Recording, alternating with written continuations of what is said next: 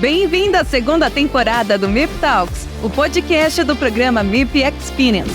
Prepare-se para explorar as últimas inovações no manejo integrado de pragas e bioinsumos, com dicas exclusivas e práticas sustentáveis que podem transformar sua carreira e produção agrícola. Saiba mais em mipexperience.agr.br. Sejam todos muito bem-vindos a mais um episódio do podcast MIP Talks, que é uma realização do programa MIP Experience.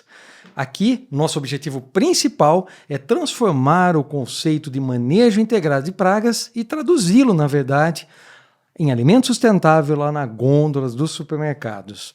Para vocês que já estão nos acompanhando aqui há bastante tempo, nós já estamos na segunda temporada do podcast MIP Talks. Eu convido todos vocês que visitem e revisitem nossas plataformas digitais em mipexperience.agr.br. Lá vocês vão encontrar todas as informações do programa. Você que é produtor rural vai entender como participar ativamente, né, do programa, obtendo o selo MIP Experience e também a certificação MIP Experience, que te possibilita levar esse alimento mais sustentável até a mesa do consumidor, todos nós consumidores. Então, sejam todos muito bem-vindos. Então, hoje eu tenho um prazer imenso aqui já nessa segunda temporada em receber um grande amigo, colega, o Cristiano Menezes, né, pesquisador da Embrapa. Conheço o Cristiano já há alguns anos, né, nessas idas e vindas de polinizadores biológicos e sustentabilidade. Meu amigo, seja muito bem-vindo aqui conosco no podcast MIP Talks. Gostaria muito que você se apresentasse aí para o pessoal que está nos acompanhando. Muito obrigado pela oportunidade, pelo convite. Sempre um prazer falar um pouco sobre o universo das abelhas, dos polinizadores. Sou Cristiano Menezes, pesquisador da Embrapa Meio Ambiente. Atuo já nesse ramo há 20 anos, desenvolvendo tecnologias para a criação de abelhas, principalmente as abelhas nativas sem ferrão, mas para uso delas para as diferentes oportunidades, tanto para mel, para polinização da agricultura, e hoje em dia até mesmo como animal de estimação. Uau. A gente desenvolve também até segmentos inusitados como esse, que cresceu bastante nos últimos tempos. Legal. Puxa vida, isso é muito interessante. Bom, eu acho que antes da gente começar... Bom, primeiro, antes você se apresentou, você vem da Embrapa Meio Ambiente, né? Conta um pouquinho para a gente, aqueles que estão chegando aqui agora, né? Contextualizar um pouquinho da sua função, as suas atribuições, o que você tem feito dentro da Embrapa. Perfeito. Bom, eu sou biólogo, fiz faculdade na Universidade Federal de Uberlândia, onde eu conheci as abelhas por meio do professor Kerr, quando eu comecei o meu estágio. E quando a gente abriu uma colmeia de jataí pela primeira vez juntos, eu fiquei encantado com aquilo. Achei um universo fantástico, bonito, uma história bonita, uma organização de uma sociedade incrível, com aplicações excepcionais. O mel fantástico, o própolis e a importância para a polinização do ecossistema, da agricultura.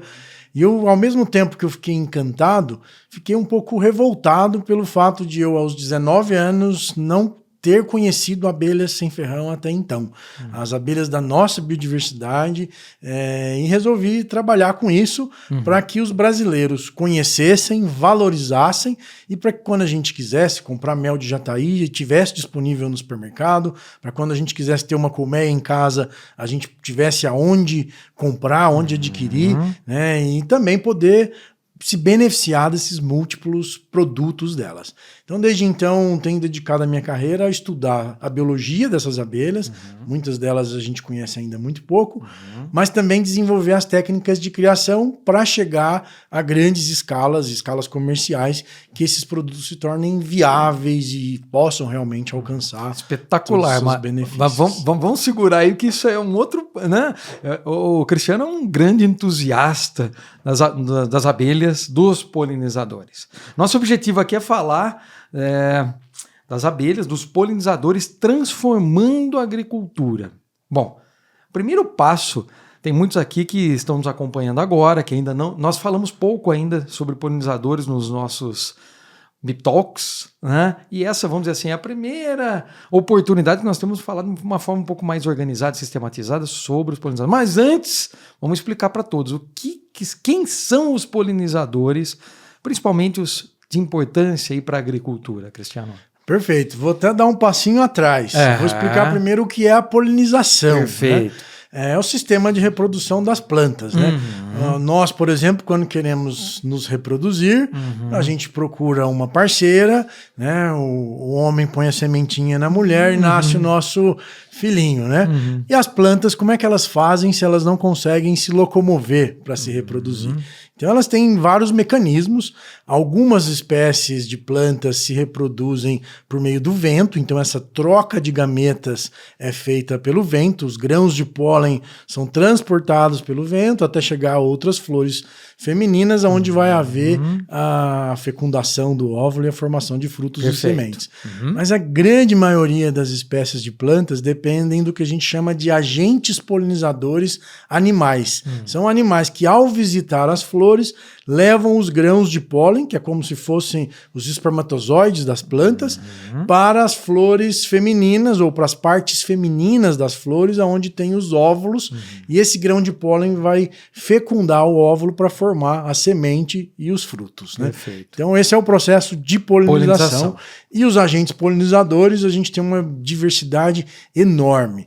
O maior grupo e mais relevante, mais frequente, são as abelhas como um todo. Então são mais de 20 mil espécies ao redor do mundo. Só no Brasil, em torno de 2.000 espécies conhecidas. Mas a gente também tem besouros, moscas, vespas, pássaros, alguns mamíferos, né, morcegos. Então é uma diversidade enorme de polinizadores, borboletas, né? E cada espécie de planta tem os seus polinizadores adequados. Então tem planta que é especializada em ser polinizada por morcego. Então tem uma coevolução com o morcego. E somente o morcego faz a polinização dessa planta. O cacau, por exemplo, é polinizado por pequenas mosquinhas. Então é uma relação de dependência dessas mosquinhas. Abelhas, por exemplo, não fazem a polinização do cacau. E outras são polinizadas por abelhas, que é o que a gente tem mais frequente e mais comum nesses sistemas reprodutivos. E quais são as mais comuns, assim, que a gente encontra mais aqui no Brasil, com mais frequência? Bom, com mais frequência a gente vai ter as abelhas africanizadas, que é a Apis mellifera, é uma espécie exótica que não é original do Brasil, mas que hoje é a mais abundante nos sistemas agrícolas, nas flores silvestres também, é a abelha mais comum. Entre as abelhas nativas, a mais comum é a arapuá, aquela abelha preta que enrola no cabelo da gente. Todo mundo já teve uma experiência com essa abelha. Essa é, entre as abelhas nativas, a mais frequente, mais abundante e mais comum nos ambientes.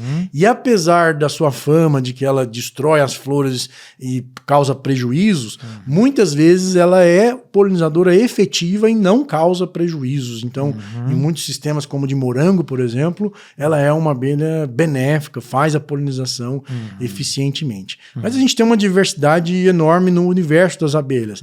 Além dessas, sem ferrão e a Apis mellifera exótica, a gente tem as mamangavas, que são abelhas de grande porte, e nas mamangavas a gente tem dois grupos importantes diferentes. Uma que são as mamangavas de solo, que são primitivamente sociais, formam colônias e são muito usadas, inclusive na Europa, para polinização assistida. Vou falar um pouquinho mais disso mais para frente. Mas tem as mamangavas solitárias, as xilócopas, que elas escavam seu ninho na madeira. E essas não formam colmeias, mas são extremamente importantes para a polinização, por exemplo, do maracujá, da castanha do Pará, de vários cultivos relevantes que são dependentes dessa abelha exclusivamente. Nós estamos hoje, falamos muito na sustentabilidade aqui no podcast o tempo todo, né? Em todas as discussões nós trazemos a sustentabilidade, a biodiversidade, né? O objetivo nosso é produzir dentro do sistema agrícola de forma sempre muito mais sustentável, e aí nós tangibilizamos a sustentabilidade, transformamos ela, então, em algo que nós estamos levando como um selo lá, carregando para as gôndolas do supermercado, para mostrar o que é a sustentabilidade, o que é produzir com sustentabilidade. Qual o papel dos polinizadores, das abelhas, dentro de um sistema de cultivo de tomate? Vou pedir para você citar algumas culturas, talvez, algumas mais relevantes. Você já citou algumas culturas, mas tem algumas culturas em que a presença do polinizador é mais relevante porque aumenta a produtividade. Eu queria que você falasse um pouquinho para a gente sobre isso. Bom, em primeiro lugar, a relação entre abelhas e sustentabilidade. Legal. Eu acho que é um símbolo de sustentabilidade perfeito. Em alguns países que eu visitei, na gôndola do supermercado, tinha selinhos de abelhas indicando... eu vi na Turquia, por exemplo, um selinho de abelha na gôndola do supermercado indicando... esse tomate foi polinizado por abelhas. Por quê? Porque o consumidor bate o olho numa abelha, já tem imediatamente uma imagem. Esse tomate foi produzido de forma sustentável. Porque elas são um símbolo disso, né? Então essa é a primeira parte da minha fala. E são bioindicadores também, né? Do ambiente, quando fala em sustentável, ambiente livre aí de resíduos tóxicos, né? Exatamente, por isso elas são um símbolo, porque se não tem abelhas naquele ambiente, significa que alguma coisa está errada. Se elas estão bem, se elas estão saudáveis, é um bioindicador fantástico, uma chancela de que aquele ambiente realmente é um ambiente saudável, especialmente porque são insetos, então são muito vulneráveis aos produtos químicos usados na agricultura. Então, se houver resíduos, mau uso de produtos não registrados, você acaba afetando elas e elas vão, então, simbolizar esse aspecto da sustentabilidade. Para o produtor, você vai ter aspectos diferenciados para cada cultura. Então, a gente tem os cultivos que são 100% dependentes de polinizadores. A gente não consegue produzir se não tiver uma boa polinização. Okay. São eles maracujá, melancia, melão, maçã, amêndoas. São sistemas de produção que, se não tiver abelha, não produz. Né? Tá. Então, você precisa do polinizador e muitos deles, inclusive, alugam colmeias, manejam abelhas para esse sistema. A gente tem cultivos que são beneficiados pelos polinizadores, mas não dependem exclusivamente deles. Okay. Ou seja, eles melhoram sua produtividade como um todo, mas não dependem 100%. É o caso do café, do tomate, do morango, em que você consegue produzir. A planta se autopoliniza, a gente diz. Mas com a polinização cruzada, esses sistemas se tornam mais produtivos. Okay. E aí você pode ter benefícios de diversas ordens.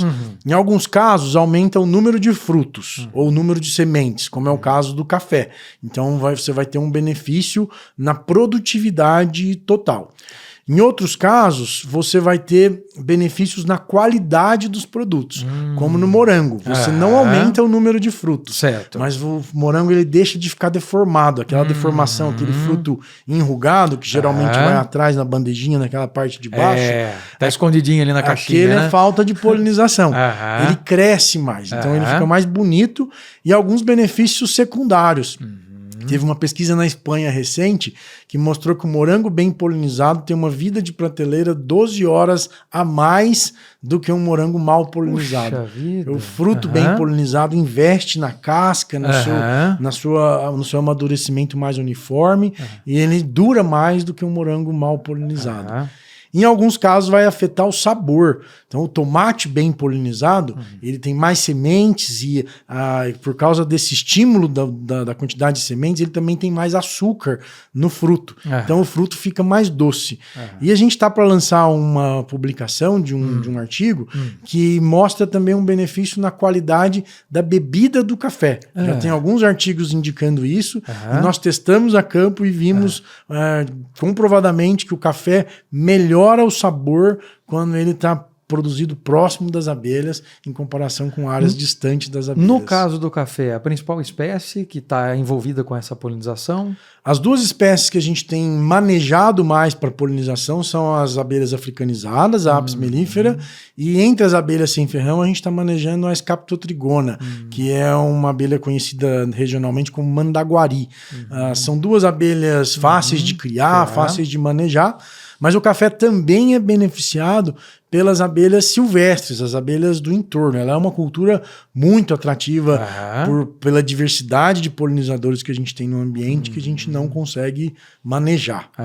É interessante isso, porque muito em breve, então, o produtor vai poder agregar valor ao seu cultivo, porque vai ter uma bebida de melhor qualidade na presença dos polinizadores. Exatamente. No teste que nós fizemos, o café produzido perto das abelhas tinha inclusive um valor de mercado mais alto do que o café produzido distante da área onde a gente colocou abelhas. Aham. Que interessante. E aí vem a pergunta que eu te faço na sequência. Como atrair as abelhas para dentro do seu cultivo? Você já deu algumas pistas, né? Vamos pensar na polinização natural, antes ainda de falar na assistida. É possível nessa área de produção de cafés? O que vocês têm sugerido para os produtores? Não, com certeza. A gente tem estratégias para atrair os polinizadores. Você pode favorecer a vinda deles da natureza para dentro dos plantios. Primeira questão é um planejamento estratégico da propriedade. Então, se a gente tem uma área extensa de monocultura, os polinizadores vão chegar no máximo até a borda. 200, 300 metros da borda, onde eles estão habitando as áreas naturais, os habitats naturais, e eles vão acessar somente as bordas, porque tem bastante comida na periferia. Por que ele vai até o miolo? Sim. Então, o desenho da propriedade já pode ser um benefício muito interessante. A gente desenhar corredores ecológicos, gerando áreas de habitat natural para ter polinizadores silvestres não manejados ali. Okay. E essa é uma distinção importante para fazer para o público. A gente tem alguns polinizadores que a gente consegue criar, manejar, levar para lá e para cá. Sim. Outros, a grande maioria, na verdade, não conseguimos manejar, não conseguimos criar. Elas vivem no solo, vivem em arbustos, vivem em gravetos, dentro de ocos. A gente não consegue criar. E essas abelhas estão naturalmente no ambiente e precisam das áreas de habitat natural para terem diversidade e abundância. Tem alguns estudos recentes mostrando que a abundância é menos importante do que a diversidade. É melhor você ter mais espécies na propriedade do que uma em grande quantidade. Então, tem vários estudos mostrando que quanto mais espécies, melhor. Por quê? Porque cada uma tem um horário de trabalho, cada uma tem um comportamento na flor, em cada uma o pólen é depositado numa parte diferente do corpo, de forma que essa complementação torna o sistema de polinização mais resiliente. Então a gente viu isso no caso do açaí em Belém. Quando a gente introduziu abelhas manejadas, do grupo Scaptotrigona, inclusive, que lá eles chamam de canudo, elas trouxeram um benefício de incremento de produtividade, mas, por outro lado, elas espantaram um pouco da diversidade natural. E de forma que o incremento não foi tão grande quanto a gente esperava. E o que mais teve impacto na produção do açaí foi o manejo do entorno, o que a gente chama de manejo da paisagem. Áreas com maior cobertura florestal produziram 400% mais do que áreas com cobertura florestal degradada ou com baixa cobertura florestal. Então, o manejo da paisagem vai afetar muito a qualidade da polinização que você vai ter. Então, quer dizer, manter essas áreas de florestas ou áreas aí protegidas próximo ao cultivo, é obrigatório no Brasil, né? E tem uma justificativa bastante plausível quando nós falamos de polinização. Exatamente.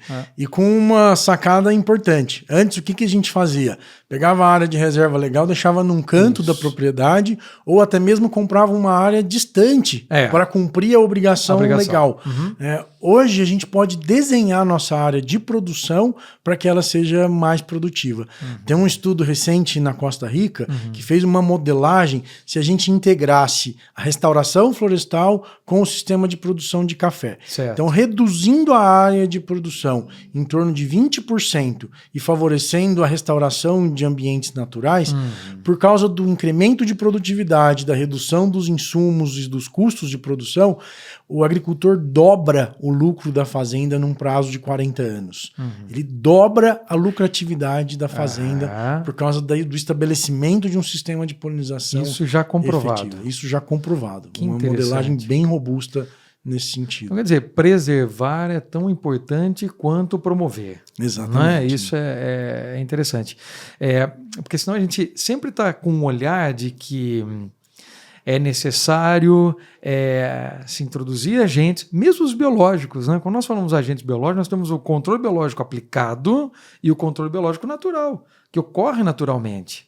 E aí nós já vamos um pouquinho para o próximo tema. Mas antes de passar da sustentabilidade para o manejo sustentável, para o manejo integrado, eu queria voltar num ponto que você falou. Você puxou, na sua fala, você contou um pouquinho para a gente.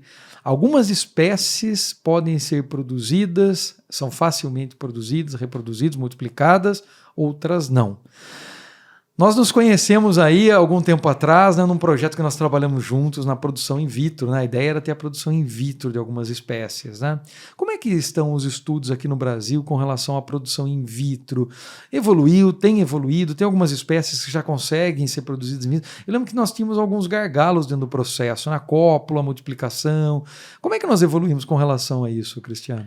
Ótima pergunta, porque até uma questão interessante para a gente mostrar o amadurecimento desses sistemas de polinização ao longo do tempo. Né? Então, na ocasião que a gente fez o nosso projeto... Em 2012, 2013... a gente começou a construir, exato, né? A nossa ideia era repetir no Brasil um sistema parecido com o da produção das mamangavas na Europa. São verdadeiras biofábricas produzindo abelhas em escala industrial. Uma das fábricas que eu conheci produzia 500 mil colmeias por ano. Né? Então é um volume de produção muito grande e essa era a nossa ideia naquele momento de construir uma biofábrica de abelhas sem ferrão. Então nosso projeto era a primeira tentativa pioneira, né? De fazer uma verdadeira biofábrica. Nós executamos isso e tivemos algumas dificuldades técnicas, né? O nosso sistema funcionou, nós conseguimos produzir colônias in vitro com sucesso, mas chegou num nível de adensamento de colmeias que o ambiente não teve capacidade de suportar aquela grande quantidade de colmeias num único local. Foi quando a gente, inclusive, abriu um novo empreendimento na unidade da Embrapa Meio Ambiente e voltamos a crescer, né, em termos de produção. E aquilo fez a gente refletir bastante. Ao mesmo tempo, começaram a aparecer alguns problemas a nível mundial com os polinizadores. E as discussões sobre a saúde deles, a saúde do ambiente, em que a ideia de grandes biofábricas começaram a ser discutidas, né, e debatidas. De forma que a gente amadureceu um pouco a ideia de, ao invés de fazer grandes biofábricas, que dali a gente dispersaria os polinizadores no ambiente, seria muito mais interessante a gente pensar em pequenas biofábricas locais, com as espécies e as variedades regionais atendendo distâncias curtas, ao invés de fazer deslocamentos grandes, como é feito ao redor do mundo. Então a gente começou a amadurecer isso um pouco. Posteriormente, a gente colaborou com uma iniciativa que é da AgroBee, uma empresa que oferece esse serviço de polinização. Foi quando a gente desenvolveu essa ideia do Uber das abelhas, que era justamente para diminuir a necessidade de deslocar grandes distâncias. Tem um impacto social muito interessante, porque você cria uma rede de produtores, ao invés de concentrar isso em grandes estruturas. Envolve os produtores, os meliponicultores, apicultores, com agricultura, né? Exatamente. Então hoje nós estamos com essa ideia mais robusta em relação ao que a gente pensava anteriormente. Teríamos uma ação que ambientalmente estaria muito mais coerente, né? Com um impacto social positivo e também com impacto econômico, né? Porque dessa forma você reduz custos, você tem uma série de benefícios com esses sistemas de criação mais espalhados. Né? Tá. E aí in vitro, como é que ficou? A tecnologia de criação in vitro, ela deu certo. O desafio técnico que a gente ainda tem é o crescimento das mini-colônias. Então a gente conseguiu chegar até a fundação das mini-colônias, elas sobrevivem, mas elas crescem lentamente, porque são colônias pequenas. Por enquanto, a gente testou exaustivamente com a mandaguari, né, a Escaptotrigona. É possível que com outras espécies a gente tenha resultados diferentes. Então a gente vem hoje estudando o mesmo sistema de produção com outras espécies e algumas delas parecem que têm vantagem sobre outras. Então isso é o que a gente hoje tem se focado na parte da pesquisa nesse sentido. Mas uma coisa interessante de mencionar é que esse trabalho que a gente fez virou uma referência mundial. E eu tenho acompanhado os trabalhos na Austrália, na Malásia, tem vários países hoje utilizando as tecnologias que a gente desenvolveu naquele momento e testando nas suas espécies. Inclusive, um dos casos que me chamou a atenção, que me fez repensar as outras espécies, foi na Tailândia. Num evento que eu participei, eles estavam usando a nossa tecnologia com a espécie de lá, de uma forma muito bem sucedida, produzindo as colônias em garrafinhas PET de 500 ml e numa escala de multiplicação bem interessante. Então, assim, a concepção continua válida, tem ainda alguns desafios técnicos para serem superados, mas acho que isso pode ser superado mediante pesquisa e esse avanços. Engajamento e conexão que pensávamos, né, entre os produtores das abelhas e os agricultores. Você conseguiu também enxergar dentro desse processo de lá para cá o crescimento do número de pessoas, de produtores interessados na produção de abelhas sem ferrão? Com certeza. Isso tem acontecido e tem crescido. Houve um boom, principalmente da meliponicultura, mas das outras áreas também de abelhas também. Jataí e escaptotrigono, mais escaptotrigono, outras espécies? Várias espécies. Regionalmente tem várias espécies que ocorrem em cada lugar, então a mandaçaia na região sul e sudeste, no nordeste a uruçu nordestina, no norte tem outras espécies que também têm sido bastante utilizadas, mas houve um verdadeiro boom. Só para você ter uma ideia, a gente durante a pandemia lançou um curso ensinando pessoas a criarem abelhas sem ferrão, para iniciantes. Nós tivemos mais de 65 mil inscritos no nosso curso. Então, assim, é uma demanda gigantesca. Hoje temos várias startups entrando nesse segmento, oferecendo serviços inovadores, com diferentes perspectivas. Eu citei uma delas, mas tem várias outras, em todos os segmentos da meliponicultura, né? Inclusive um que a gente jamais imaginava, que é esse ramo da abelha PET, né? A pessoa criando... Fala um pouco mais disso. Principalmente durante a pandemia, que as pessoas estavam procurando atividades para fazer em casa, a gente teve um boom de demandas. Foi uma surpresa nossa que 80% do público dos nossos cursos eram do ambiente urbano. E aí a gente inclusive fez um curso específico, está disponível online gratuito no site da Embrapa, para meliponicultura urbana, né? Para responder as perguntas. E hoje é um grande negócio, né? As pessoas multiplicam colmeias para vender para essas pessoas interessadas em criar ter abelha em casa no ambiente urbano. Eu mesmo tenho algumas colônias lá. Daquele tempo ainda. Daquele tempo. E vira e mexe quando eu recebo pessoas em casa, todo mundo quer ver as abelhas, né? Cadê a abelha? É sensacional realmente, né? Até crianças podem colher o mel. Eu colho mel com meus filhos desde que eles tinham 2 anos de idade. Já estavam comigo abrindo colmeias, experimentando. Uma criança que cresce com isso tem uma cabeça diferente. Né? Uma vez uma jornalista me perguntou qual é o impacto dessa atividade de criar abelhas em ambiente urbano no ambiente. Vocês estão ajudando a conservar as abelhas? Falou, olha, diretamente sim, né? Tem uma ajuda na manutenção da população, mas o maior impacto é o que essa abelha causa na família. Né? O que ela gera naquele ambiente. Que é o que a gente espera agora também na agricultura, né? Na agricultura, sim. Como que a abelha entra na agricultura nesse sentido. Né? É esse ponto aí que eu queria avançar com você, né? Então, olha só, nós falamos da diversidade, na biodiversidade dos polinizadores, da importância que os polinizadores têm em termos de incremento de produção, mas também em outros aspectos. E aí, acho que você trouxe uma novidade aqui, que para a gente, a novidade no MIP Talks, acho que para muitos que estão aqui, para mim foi a questão do café, né? O impacto aí na qualidade da bebida. Puxa vida, isso aí a gente já começa a agregar valor, então. Olha só. E aí o produtor começa a ter uma visão, né, com relação à sustentabilidade, à necessidade de se preservar, também de produzir, também empregar os polinizadores dentro do seu cultivo, seja lá como um bioindicador para entender como é que está o equilíbrio no seu cultivo, ou então trazendo os benefícios diretos dos polinizadores. Uma das frentes que nós trabalhamos também no projeto, né, foi levar as abelhas lá para a cultura do morango. Acho que fizemos alguma coisa em café também naquela época. Hoje, como é que tá? Nós falamos aí do meliponicultor, que está aumentando 65 mil inscritos no curso que você... O Cristiano Menezes, ele é um dos precursores, se a gente pensar nesse trabalho, né? Você citou agora que o trabalho está rediando para o mundo.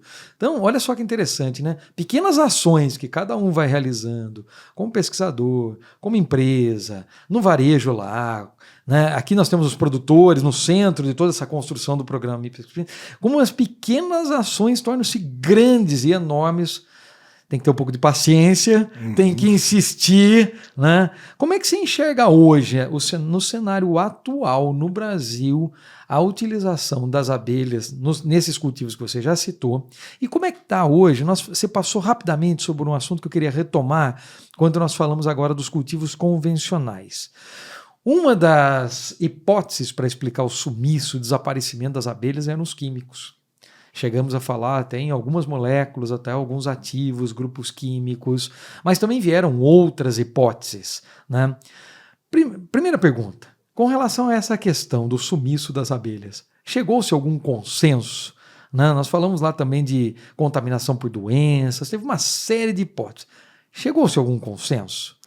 Chegou-se, avançaram muito os estudos sobre isso, então nos últimos 20 anos houve um volume de informação científica sendo criada sobre isso para entender o quanto que os polinizadores estavam ameaçados e quais eram essas principais ameaças. E aí são várias, mas cada lugar tem os seus agentes mais intensos. Okay. Então, eu vou citar os principais que foram levantados.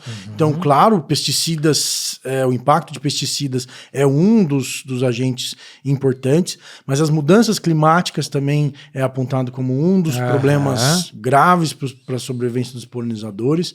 A competição com espécies invasoras é outro elemento importante nesse processo de ameaças aos polinizadores.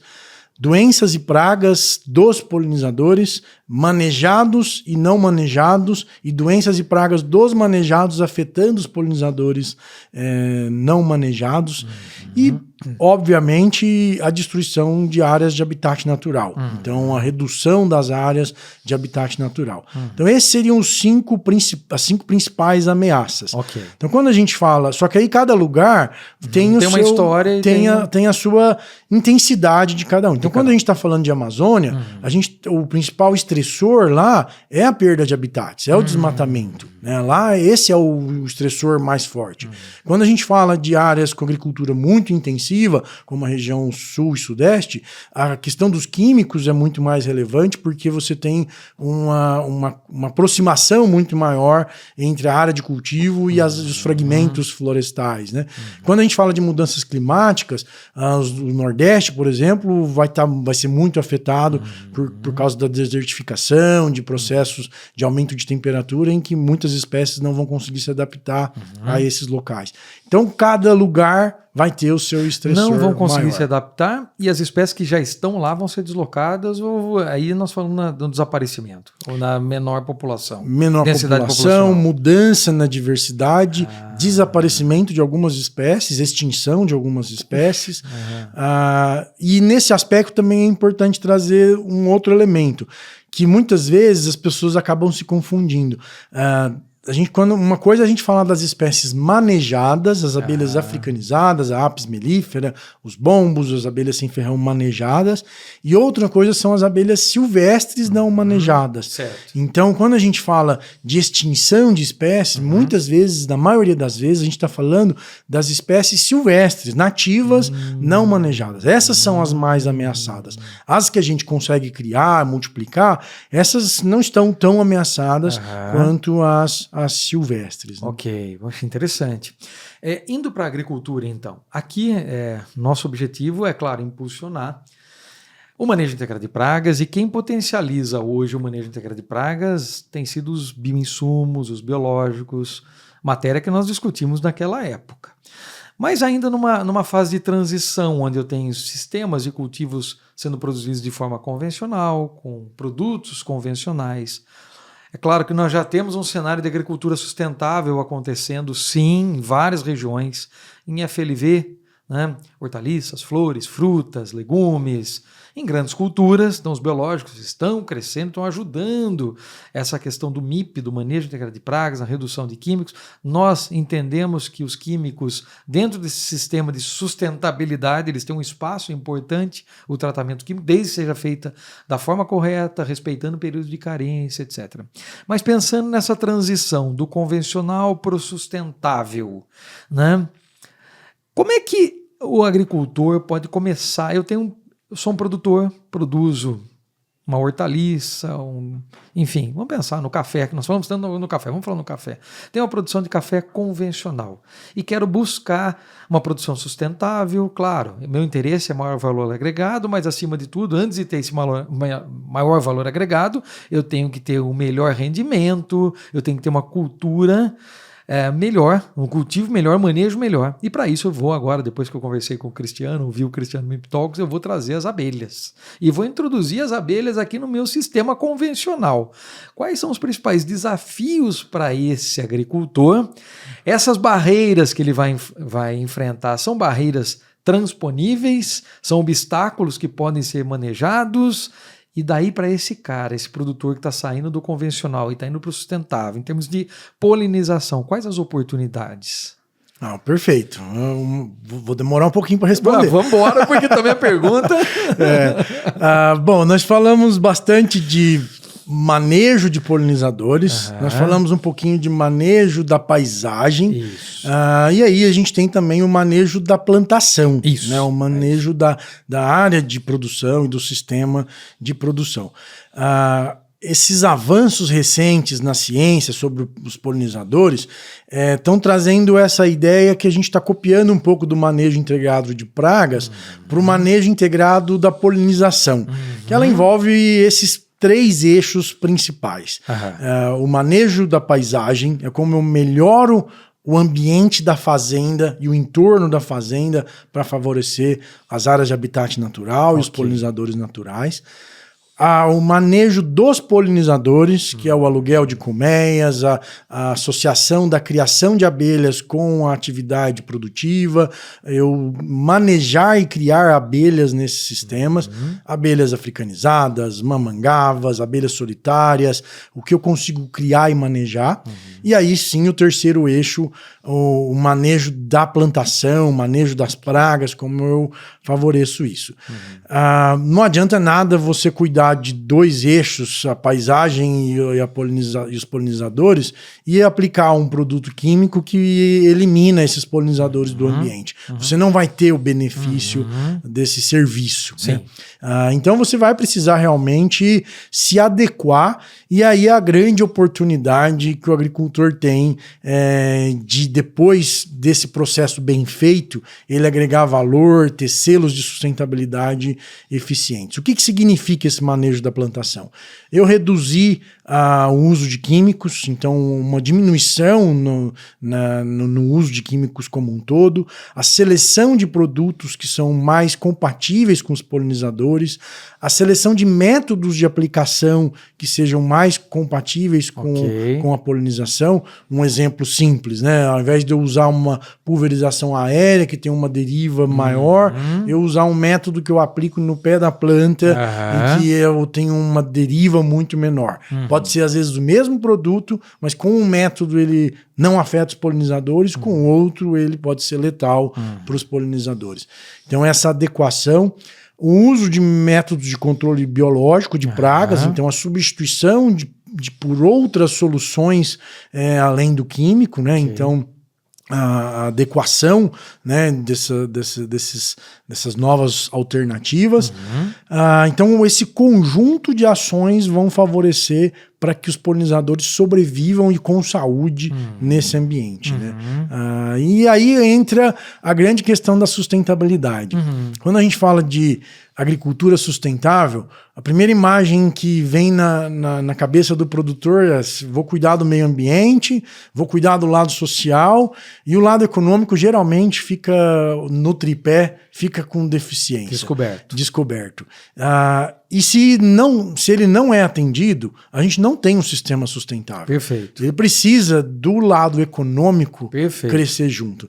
E aí que tá. Quando a gente fala em sustentabilidade de fato, a gente está falando de aumento de produtividade, de redução de área plantada, então o efeito poupa-terra que a gente fala, e agregação de valor. No final das contas, o produto comercializado a partir de uma área que foi produzido de forma sustentável, ele vai ter um valor agregado maior no mercado, que já são os processos consolidados de certificação e de valorização. Então é essa grande janela de oportunidade para o produtor olhar para a sustentabilidade não como um ônus que ele tem que arcar, mas como uma oportunidade de bônus a partir desse investimento que ele vai ter que fazer. Como gargalos, o que a gente tem que fazer para o agricultor adotar? A gente precisa trabalhar na divulgação das informações, na organização dessas informações. Então, muitas vezes a gente já tem o conhecimento, mas ele está disperso. Então, é um papel que hoje a Embrapa assumiu muito fortemente de organização dessa informação e fazer isso chegar até a ponta. Então, esse é o caminho que a gente tem pela frente. É um caminho muito forte. Os indicadores de sustentabilidade, então, é um ponto que a gente tem batido muito nessa tecla, tem sido muito demandado, que é como eu mestro biodiversidade, como eu mostro para uma certificadora que o trabalho que esse agricultor está fazendo está surtindo efeito. Então, isso é um gargalo que a gente tem trabalhado, tem desafios técnicos científicos ainda a serem superados. Mas e as métricas estão sendo trabalhadas. E as métricas estão sendo trabalhadas, justamente porque elas vão ser exigidas. Alguns indicadores são ágeis, fáceis de serem coletados, mas muitos deles são complexos. Cristiano, eu ia exatamente, desculpa pegar isso que você está falando como um gancho, mas eu ia perguntar para você sobre políticas públicas. Porque, veja bem, quando você fala de incentivo à polinização, entende-se a importância da polinização dentro do sistema integrado, de manejo integrado de pragas. Nós não podemos pensar em MIP sem polinizadores. É isso que nós estamos chegando aqui a um consenso. Não há como pensar em MIP sem polinizadores. Então, o primeiro passo, reduzir a carga de produtos de largo espectro de ação. Então, o manejo integrado de pragas ele faz isso. Quando nós estamos introduzindo os bioinsumos, a ideia é ter mais opções para o agricultor de produtos com o menor impacto possível, que não tem impacto sobre as abelhas, e aí nós começamos a transitar de um processo de cultivo convencional para um cultivo mais sustentável. Se o cultivo está pronto para receber os polinizadores, entendo que o que você falou como um dos pilares, tem vários outros pilares, vários outros tópicos aí que nós temos que trazer para a discussão, mas supondo-se que falta essa questão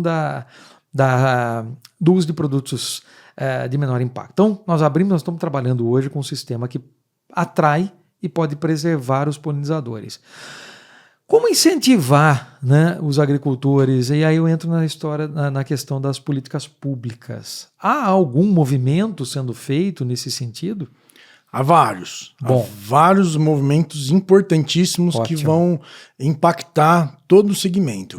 Um deles é olhar os polinizadores como bioinsumo. Então, a inclusão deles no programa de bioinsumos do Ministério Plano Nacional de Bioinsumos. Exatamente. Isso já está sendo discutido? Isso já está sendo discutido e amadurecido. Eu acredito que em pouco tempo isso vai ser efetivado. Perfeito. Porque, na verdade, é realmente um bioinsumo.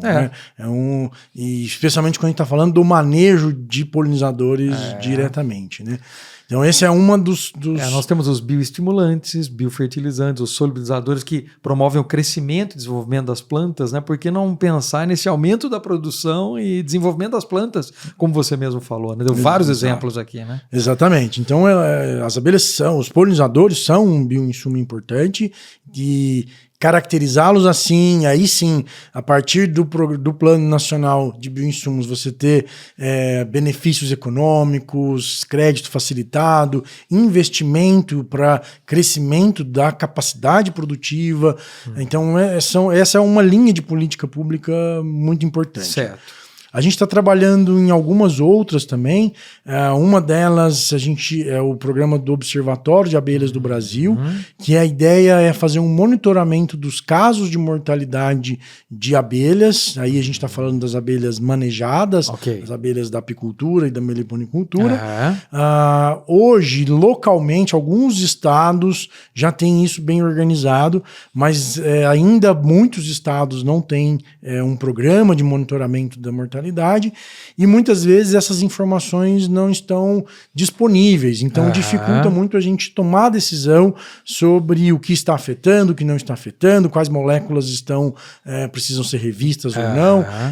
Então a gente está estabelecendo esse programa junto com o Ministério da Agricultura e outras entidades. Há um engajamento da indústria aí nessas discussões? Com certeza, porque o pior cenário é não ter informações para tomada de decisão, inclusive por parte da indústria. Então, eles também estão interessados e apoiando a execução desse programa. Então, ele já avançou, a gente teve um primeiro apoio do Ministério da Agricultura para construir a plataforma, e ela vai ser lançada ainda esse ano como um programa do Ministério da Agricultura, junto com a Embrapa como braço científico e outras entidades do agro e da academia, para a gente instituir esse plano de observação da situação da criação de abelhas.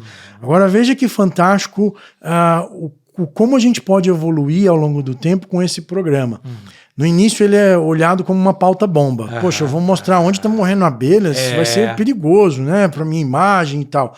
Mas imagina, ao longo de 10 anos, a gente falou, olha, a gente identificou a principal causa das mortalidades, tomou uma decisão que reduziu essas mortalidades e ao longo do tempo nossa agricultura se tornou mais sustentável. A gente tem uma rede neural de apicultores e colmeias espalhadas pelo Brasil, monitorando o uso de pesticidas e dizendo aonde a gente faz mal, mas aonde a gente faz bem. Então você imagina o estado do Mato Grosso passar um ano sem nenhum caso de mortalidade e poder usar isso como atestado de sustentabilidade. Olha, nós temos aqui 500 mil colmeias no nosso estado e nesse ano não morreu nenhuma colmeia. Então nós temos um método, inclusive, eficiente de monitorar. E não deixa de ser também uma forma de educar, né? Exatamente. Morreu ali, o que aconteceu de errado? A gente vai entender o que aconteceu e a partir daquele exemplo a gente corrige as rotas, corrige os rumos. Então a gente está com uma expectativa muito grande desse programa ajudar a agricultura a se tornar cada vez mais sustentável. Ok. É interessante. Bom, poxa vida, aqui nessa conversa, né, que nós estamos tendo aqui, uma conversa rápida, né, que poderia durar horas e horas, você trouxe elementos extremamente importantes para o MIP. Eu gostei muito da polinização integrada, né, dentro do sistema, né, essa questão, essa sacada entre produtor de abelhas sem ferrão e das abelhas e o agricultor, né, essa união ela é extremamente salutar e importante. Nós falamos muito aqui, você falou muito de abelha sem ferrão, abelha sem ferrão, abelha sem ferrão. Tem um pessoal que está aqui conosco falando, como assim abelha sem ferrão? Conta um pouco essa história aí, já no finalzinho da nossa conversa, só para fechar com esse glossário. Antes que alguém pergunte, foi vocês que tiraram o ferrão dessa abelha? Por incrível que pareça, ainda muita gente pergunta isso, mas não, elas perderam a capacidade de ferroar ao longo da evolução. É um grupo bastante diverso, são mais de 550 espécies ao redor do mundo, e o Brasil é o que tem a maior diversidade, são mais de 250 espécies conhecidas.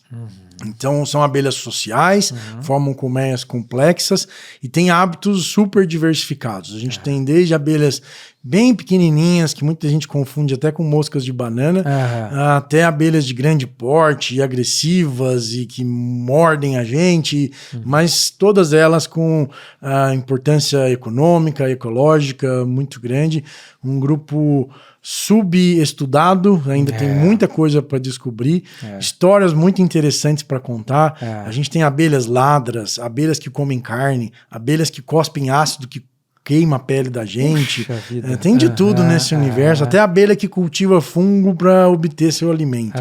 Então a gente tem uma infinidade de oportunidades, de estudos e inclusive de obtenção de produtos e serviços inovadores nesse universo. Muito bom. Nós estamos falando dos benefícios que as abelhas, os polinizadores trazem dentro de programas de manejo integrado de pragas, mas nós temos que pensar também no contrário, né? A necessidade de se aplicar programas de MIP, de sustentabilidade, que promovam a sustentabilidade para a preservação dos agentes polinizadores.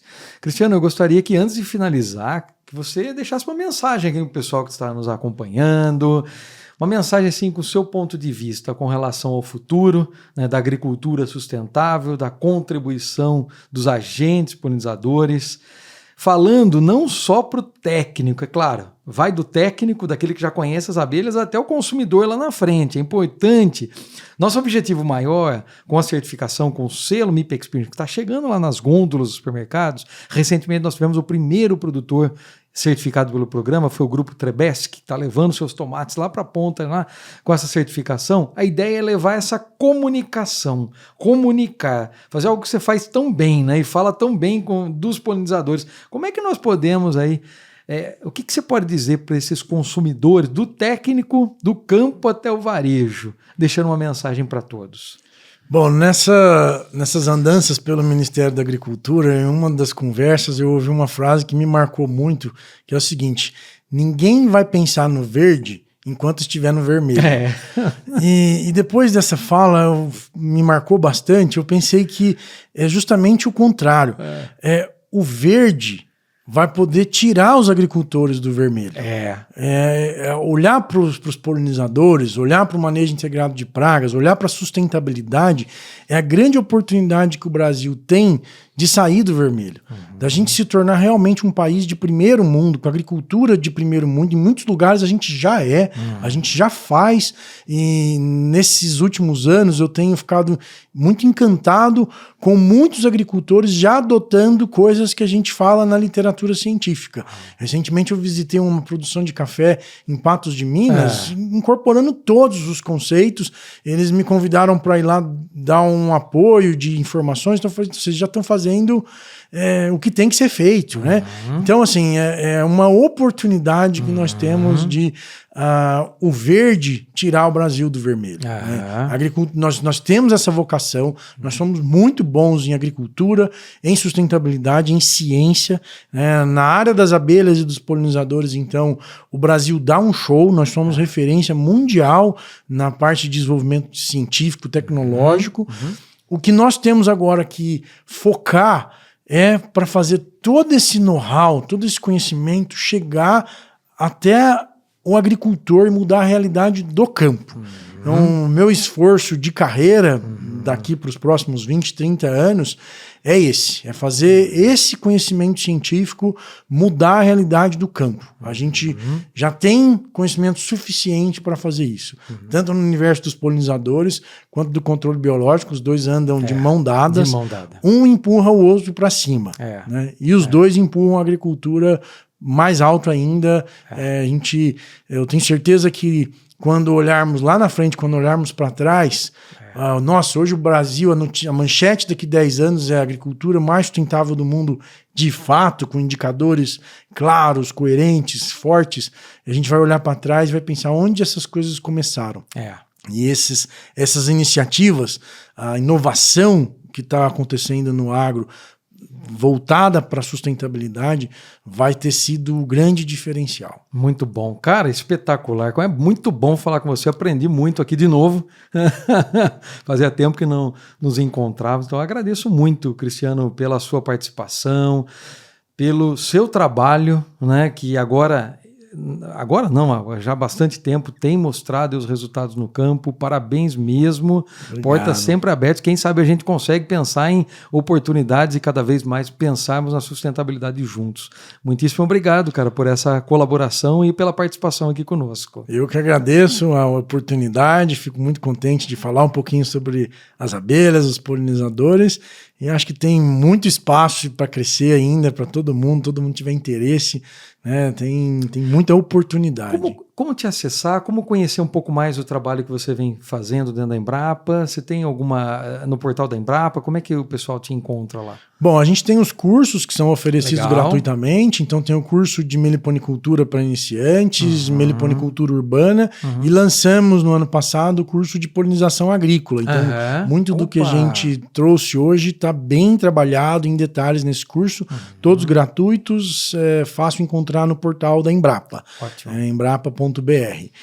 O meu contato pessoal é cristiano.menezes@embrapa.br. Estou à disposição a colaborar. E todos os nossos trabalhos a gente tem consolidado e divulgado muito pela Associação Abelha, que é uma associação que reúne informações sobre os polinizadores, e fazemos um trabalho importante de divulgação com vídeos, temos parcerias com o Senar. No portal da Associação Abelha, vocês também encontram vídeos, cartilhas, artigos, materiais diversos e informações sobre os polinizadores. Tanto para preservação quanto para polinização assistida. Para todos os segmentos. Muito bom. Tá, joia. Muito obrigado, viu, pela sua participação. Agradeço a agradeço. todos vocês aqui que nos acompanharam em mais um episódio do podcast MIP Talks, que é uma realização do programa MIP Experience. Para você que vem nos acompanhando em toda essa jornada até aqui, estamos na segunda temporada do MIP Talks. Convido vocês e aqueles que ainda não conhecem o programa, que acessem as nossas plataformas digitais e que também procurem aí informações dentro dessas plataformas, como poder participar ativamente do programa, seja você a indústria, o produtor rural ou o varejo. Você é sempre muito bem-vindo aqui conosco. Até a próxima e muito obrigado. Você acabou de acompanhar o MIP Talks, o podcast do programa MIP Experience, idealizado e realizado pela Promip. Agradecemos o apoio de Paripasso, BASF, FMC, Balagro, Sumitomo e CropLife. Siga o MIP Talks nas principais plataformas de áudio e YouTube. Obrigada pela sua audiência e até o próximo episódio.